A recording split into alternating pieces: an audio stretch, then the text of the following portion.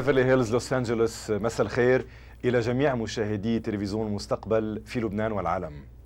هل صحيح أن النجم يعيش حلما من الصعب الاستيقاظ والخروج منه؟ لا أدري إن كان ضيفي هذه الليلة ما يزال غارقا في الحلم أم هو عاد إلى أرض الواقع، لكن مما لا شك فيه أنه عرف أمجادا استعصت على العديد ممن سبقوه وأدركها قلائل ممن لحقوا به.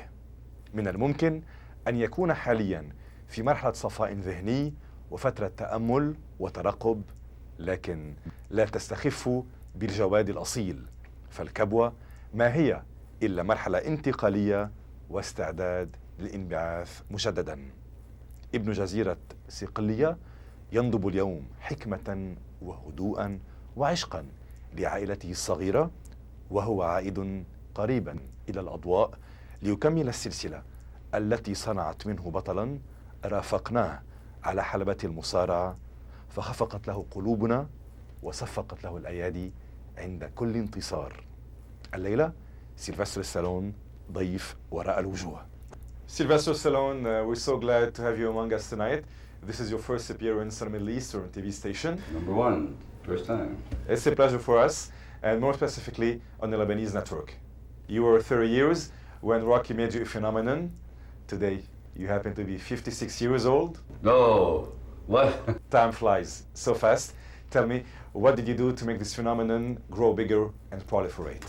Well, I thank you very much for growing bigger, because it's like I was very fortunate to have, the first movie was like the best movie. So it's like I got success too early. So it's always been a very, very unusual career, because usually maybe you have a movie like Rocky after 10 years, 15 years in the business, bang, and then you finally get it. This was the first one. It's like, so my entire career has been trying to always try to climb that mountain. So it's been a very unusual competition with myself and self-discipline. Yes, indeed. You've been portrayed as an icon of machismo and action heroism. How much do you think you fit this image, or let's say, how much do you think this image reflects your character? I think there's a part. I think that what I try to do is I try to represent men. When men are put into a certain situation and they're trained to react a certain way, I just try to interpret how, the difference, how a man would react in that kind of a situation. So to me, I think that, it's become kind of my identification that usually all matters are usually settled physically, which is not necessarily true. It is in the films I've played, but in reality, that's not the truth. Rocky is definitely the turning point in your life and career. Did you ever imagine that the script you wrote would ever become one of the greatest movie hits of all time? Not for a second. I thought it was just something to do during the summer. It was like a nice job. I had no idea, because usually the idea of a boxer wouldn't appeal to women in general. So the idea that Rocky really wasn't about boxing. He was a boxer, that was his job. But really the story was about love and about trying to find a little bit of respect in life, what everybody really seeks. Exactly. Rocky Balboa, the no-name boxer, overcame all odds to become a champion. Sylvester Stallone, the risk-taker and the tough fighter, struggled alone to become the big star. To which extent do you think, or do you believe, this character echoes your personal history? I think, I suppose so. There has to be a little bit in there. I think that his life is a little bit more noble. He really did extraordinary things, and I think that he also speaks honestly, maybe a little bit more than I do sometimes. He just says, I'm afraid. I can't. I know I can't win. A lot of people won't admit that, but I'll try anyway. I know I'm going to lose, but I'll do it anyway. So there's a kind of childlike innocence and honesty about the character that it would be very difficult for a man to say normally. But since Rocky is kind of like, almost like a big child, he just so opens his soul. And that's the way I felt, but I couldn't say it as Sylvester Stallone, but I could say it through the character sometimes. Do you think you still carry the character? I think you have to. I think it's impossible. Otherwise, it would be, I mean, maybe some actors have an extraordinary gift to be so, as we say in English, compartmentalized, to literally have different rooms in their brain. But I think that, yes, you play what's part of you. It really is very difficult to say, that's not me at all. Like when I did a film called Copland, and you know, that was a completely different person, but I understood, even though the man was very heavy and different and not very brave and deaf, I understood the soul of what that man was. I didn't understand the body, but I understood the soul because I just put my feelings into that. Sylvester Stallone, you had a quite difficult childhood, physical suffering matched with psychological suffering, parents fighting all the time, loneliness, lack of affection, from a foster home to another one. When you think about them, very painful images. How do you look back at that period of your life? I think that I was fortunate in the sense that I could use all that maybe to fuel some kind of like enthusiasm or kind of energy to maybe that makes you hungry sometimes. You know, people that have a difficult life coming up, sometimes it's a blessing because it makes you dig deep inside to do something that is, you think sometimes beyond your ability. Quite often people that are raised in a very, very normal house and with a lot of love, which is wonderful, don't have the same hunger that people that have had a very difficult life. Some of them want to, they just have a certain kind of passion and a need to succeed because they've never had love. So they want to get it from maybe the public, maybe from, you know, maybe through the arts, whatever. So in one way it was bad, but maybe I wouldn't be here today without it, so. It seems that your interest in acting came from the fact that you were trying or attempting to get attention and affection from those strangers who tried to raise you. Is this true? No, I also, yes, and also I think it develops what kind of actor you're going to be.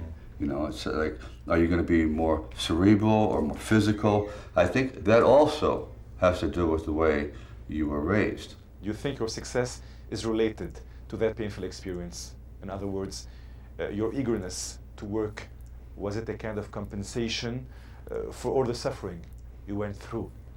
And was it also to make up for your family's failure? Well, you know, I think that the family failure, you know, they also were raised a certain way. So I think that they had their problems and from their parents. So I don't think it was done, or I was raised out of, you know, a cruelty. I just think that they were not educated in a sense, because deep down inside they're hardworking people and good people, but they had a difficult life and they did not know how to express themselves.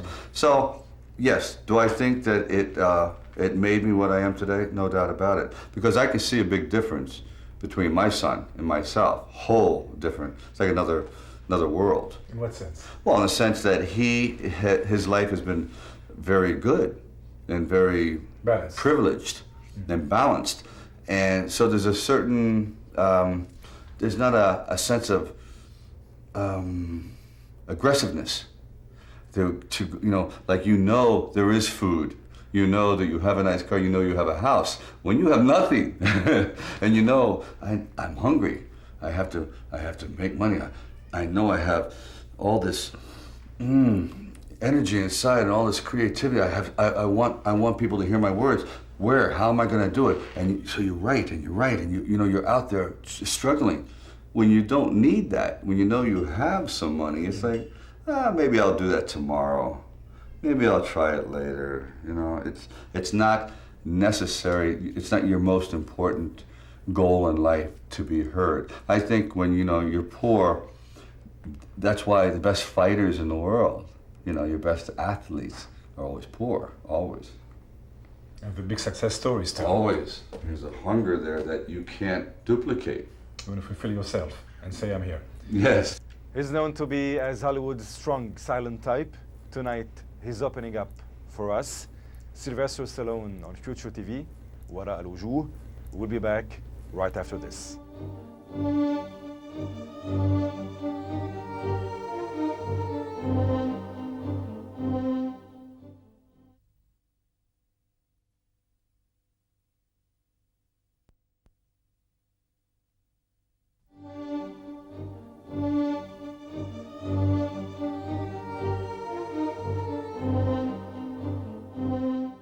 Nice shots and unforgettable moments for you and for us.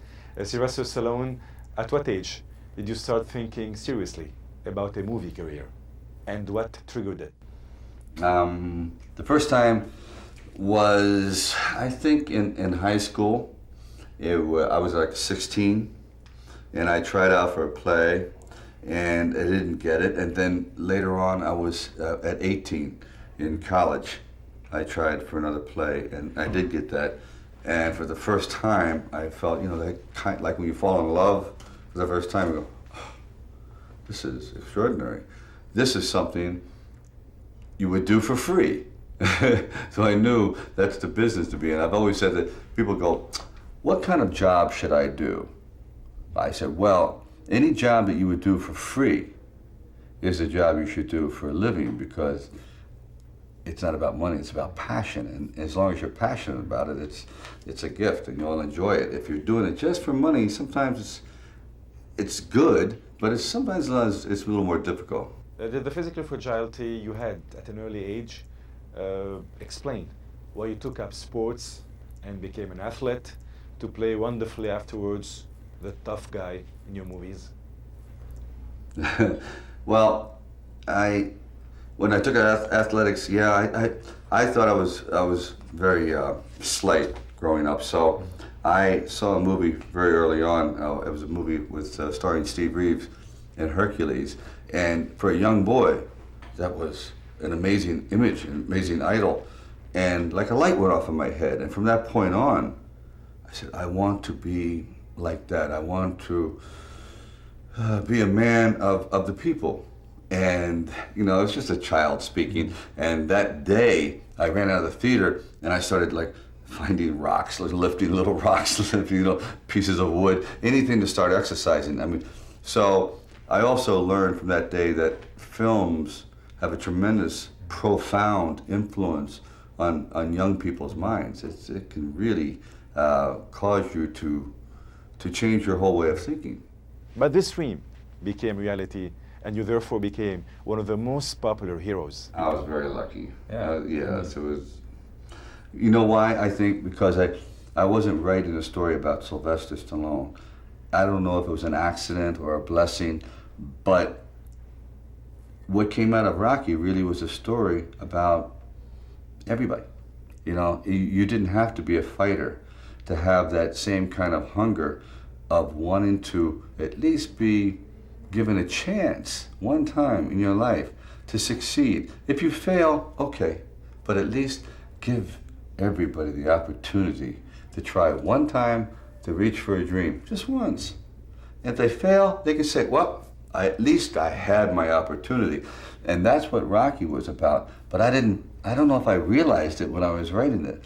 So what I was writing about was like a dream that many, many people had, but I was not thinking that way. I thought it was just me, but it was like a universal kind of thought. According to your biography, your debut was actually hard, especially after having been turned down several times for several roles. Mm-hmm. At the beginning was a stage work, most of which was off-Broadway's, in shows like the all-nude Score and Rain. You have also appeared in a porno movie, Party at Kitty's and Studs, which was later repackaged as the Italian Stallion after you became the big star and the famous Sylvester Stallone. Can you live back this period, or at least the part you would like to talk about?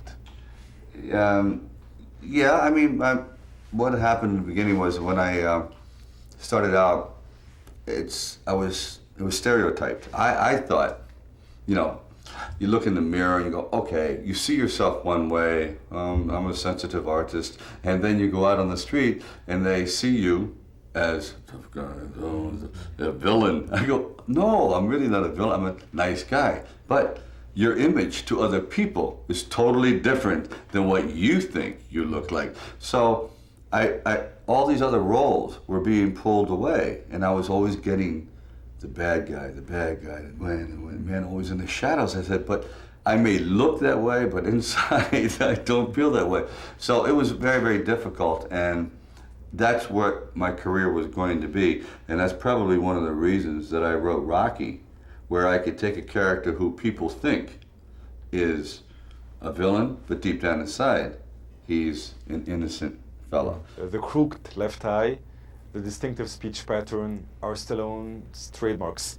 How do you explain that these components were first the major factors of rejection for film roles and stage, and became later on the major features in your look? Well, I think that it was just a, I don't know if you could call it a handicap. It's just something that made things more difficult, and created, again, what I just mentioned before, like a look, and it kept me from getting many, many jobs, especially like in commercials. So it was just a thing that turned out to be it was a negative in the beginning, but quite often that also makes you a little bit different, and later on that helped, you know. And say, oh, because you're the man with the cookie nose, the droopy eyes. Oh, you look a little bit different. But in the beginning, and it happens all the time, you'll see some actresses look a certain way, or their noses may be a little big. You go, but if you look a second time, there's a kind of, they look different. They look human. They look okay, and then it works for you. But at first, most people reject what's a little different. What kind of actor do you portray yourself to be? Well, I think I definitely fall in between. When I started out in the first few films, I've always been kind of a physical actor, for sure. So I would say yes. I would say physical actor, even though I love humor. I love comedy. I think that you can, you just make life so much better when you have people laughing. So, but I don't look funny, so it's very difficult. Sylvester Stallone, let's stop once again with a commercial break, and then we'll get back to you.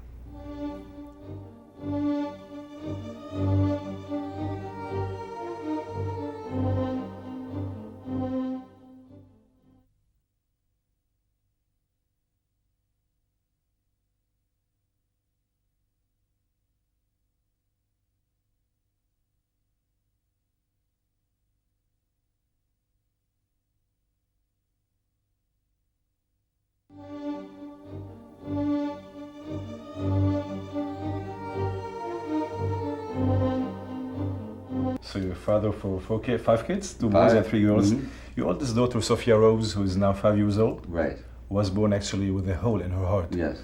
Tell me, how did you face this situation and therefore handle it? Well, it was a obviously for a parent it was devastating. But I would say because my wife was so strong and so brave, it opened up the hole in her heart, opened up my heart, and like I think it changed my life.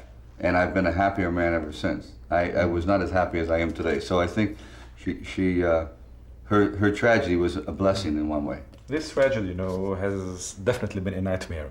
What did you learn out of that experience? Well, that the most important thing to me is the personal life, the private life, much more than the business life. I always had it reversed. I always thought, oh my God, it's all about movies and this and that and your reputation. But no. It's when you go home at night and you shut that door. If you're not happy in that room with those people, life is very difficult. Is she doing fine today? Which one? Is she doing fine? Yeah. I would say she's in the best school. She's getting great grades. She's beautiful. The only problem is she looks a little like me, so I don't know. That could be. I have a beautiful wife, but she looks like, oh no. Yeah. How do you portray yourself as a father?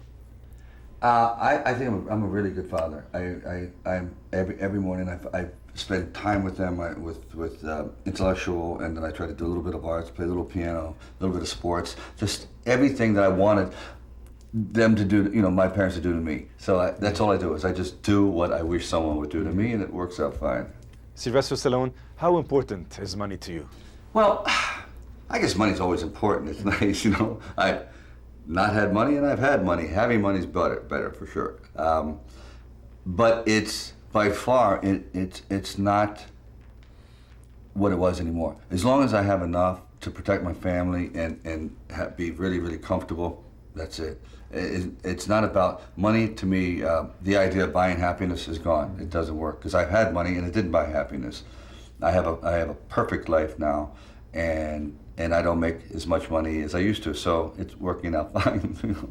And how important are popularity and fame? I think that it's great to be popular, because I think most actors or most artists, there's a certain need to be popular. There's a certain kind of hole in your ego or something that needs to be filled up by the public. It's a very strange thing. That's why actors, I don't think, would make very good politicians sometimes, or whatever. There's a big need to be loved all the time. And so the fame thing, I think it's a very strange thing. What is more important, fame or the love of the audience? I guess they're the same, but the most important, I think, is always to be appreciated. Like when you walk in a restaurant, hey, how are you, whatever. That is it's necessary. It's almost as though you need people to act kind of like your family. It's okay. It's good. But it's more important to I don't know if you ever get over it. I guess it's just more important to keep it, to understand that all fame goes away, and prepare yourself for that. That it's certainly going. It's like an animal that runs and runs, and eventually it's going to run away, and you're going to be standing there. Will you be strong enough, to deal with it? Sylvester Stallone, you must have acquired a lot out of the experiences you went through, and maybe, or let's say definitely, you must have reached a philosophy. What is your philosophy today? Let me see. I guess there are never perfect people, and there will only be perfect moments. And those moments are kind of like little diamonds on a big, dark, gray road. And every now and then you see those diamonds, grab them, they're very rare, So don't go down the road so fast that you miss all these beautiful moments. Slow down a little bit. Because, man, once they're gone, they're gone. So now I'm picking up those little diamonds. In your movies, you played icons who demolished whatever stood their way. In real life, were you able to destroy all the obstacles you've been confronted to? Yes, but the biggest obstacle is yourself. That's you know what I mean? And quite often, I find that after a while, your biggest obstacle is your own ego sometimes, and your own need to feed this beast. And you say, when you stop doing that, you go, you know what? I'm no better than anybody. I'm an actor. An actor. Come on. I'm not a doctor. I'm not saving lives. I'm not a pilot who can, controls a $1 billion plane. I'm not a scientist. You're an actor. And that's no better than a man who's working here or there or driving a bus or anything. It's just your job, and you have to put that in proportion, and not think of where did you become royalty? Become. You are just an interpreter of other people's words. Relax, okay? So once you start putting that in perspective and giving other people credit and honoring the other people around you, then you start to blend in and say, because sometimes, quite often the actors go, they're royalty. Don't talk to me, don't look at me, I don't eat the same food as you. That's wrong. It's totally wrong. And that sometimes that has to be relearned. Are you always strong, invincible, and tough? Or you can also be weak, flexible, and sensitive? Oh, definitely. Oh, sure. Yes, I mean, you have to be. Anyone who is just as tough all the time is not a very nice person, okay? is a person that doesn't care about other people, because you have to at times realize that things change, and you have to be really sensitive to other people's problems. Every generation has their new problems. If I just say our generation is the best, the young people don't know anything, that's wrong. They have a voice. You have to be able to listen, and maybe your thinking is wrong. And maybe you need young people to tell you something new. So I think there's a point that you can't always feel as though you're invincible. Sylvester Stallone, what do you fear? What do I fear? I don't know. I guess for me, the biggest fear is knowing that you haven't got it all out, you know, and you could have got it out. In other words, perhaps you didn't spend enough time being as focused or disciplined to get all the words or all the moments and all the emotions out. And again, that may be selfish, but that's that. And then again, maybe there is nothing more in there. It could be, you know, delusional. But you feel as though you know, God, I have so much more to give. But maybe you don't. Maybe you just think you do. You don't know. So there's always that conflict, especially when you're in the performing arts. Is there another great movie? Is there another book? Do I have another painting? You know, all these artists, maybe you don't, but you think you do. Last break before we end up this face-to-face interview with Sylvester Stallone on Future TV.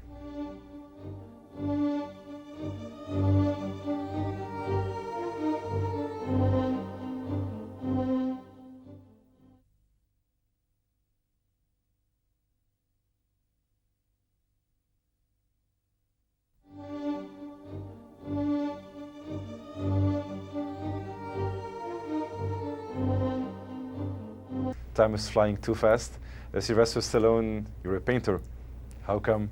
And why don't you sell your paintings? I did one time. I had for charity. I had 44 paintings. I sold 44 paintings, and I was so depressed. Why? Because it's like 44 pieces of your brain were gone, you know. And I was talking to David Hockney, very famous artist. So he has a show. I said, "How many did you sell?" He goes, "I sell nothing because I don't have to anymore."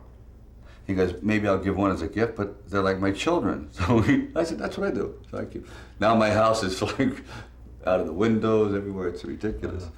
You watched the rise of Planet Hollywood along with Arnold Schwarzenegger, Bruce Willis, and others. And today, you're witnessing its fall. How do you explain the fact that this concept did not work? Well, it was too ambitious, and the people involved agreed that they should have paid more attention to having not as many, and made the few, let's say 20, 25, very, very special. But they've learned, and Planet Hollywood is having a resurgence. Arnold is out, Bruce is still in, of course I'm still in. I still believe in the concept. I just, you know, I try not to give up until the last ship goes down. So it was because it was a phenomenal idea. There would be more celebrities. You would have 20,000 people at a hamburger place. It's amazing, very amazing. So, but you never know. It could, Planet Hollywood could be back. Action movies often enclose similarities in stories, details, and mainly in the theme of revenge. Tell me, don't you fear repetitions? Yes, you know what it is though? It's almost religious. Religious stories, heroic, mythic stories that deal with, what is the word I'm looking for? Mythological stories always seem to deal with that subject. And all action films, or good action films, are a modern interpretation of ancient mythology. You know, you have Achilles and Hercules and so on and so forth, and Apollo, and that's all we are. Do you think you're getting old for action movies, especially that you've put yourself within this path, and you think that today a stunt is a necessity? I think you get a wheelchair, go out. Well, I think there is a limit, of course.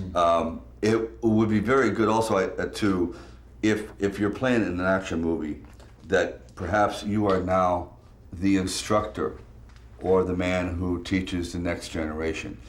I think it's very noble to pass on the wisdom. So perhaps you're not the number one, but you are now turning it over to the youth. Sylvester Stallone, you have Sicilian roots. You must be aware of the traits of character of Sicilians, no? Of Sicilian people. Yeah, I was just down there. It's I can relate very much. There's a lot of passion. It's pretty extraordinary. You don't think that they know you over there, mm-hmm. but that's the power of the media. So when I went over there, it's kind of like, I've been here in the past, somewhere hundreds of years in the past. But are you conscious about the traits of character of Sicilian people? You know, they are tough people. No, I don't go that far. I'm quite different, definitely. I think they might be even more passionate.